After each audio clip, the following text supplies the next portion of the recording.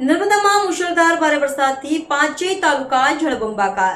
નર્મદા જિલ્લાના મુશળધાર અને ભારે વરસાદની પાંચેય તાલુકામાં જળબંબાકાર થઈ ગયા છે, જેમાં સૌથી વધારે વરસાદ નાંદોદ તાલુકામાં 4 ઇંચ 102 mm, ગરુડેશ્વર તાલુકામાં 3.5 ઇંચ 82 mm, તિલકવાડા તાલુકામાં 2.5 mm 2.5 ઇંચ 60 mm, સાગબારા તાલુકામાં 1 ઇંચ અને દરિયાપાડા તાલુકામાં 38 mm વરસાદ ઝીંકાયો છે. નર્મદા જિલ્લામાં 24 કલાક સરેરાશ 2.5 ઇંચ વરસાદ ઝીંકાયો છે, જેને કારણે નર્મદા જિલ્લામાં જળબંબાકારની સ્થિતિ સર્જાઈ છે. રાજપીપળામાં 24 કલાકમાં 4 ઇંચ વરસાદ તૂટી પડતા રાજપીપળાના તમામ રાજમાર્ગો નદીપટમાં ફેરવાઈ ગયા છે. ખાસ કરીને નીચાણવાળા વિસ્તારોમાં પાણી ભરાયા છે, ખેતરોમાં પાણી ભરાયા છે, રાહદારીઓને વાહન ચલાવવામાં ભારે મુશ્કેલી પડી હતી.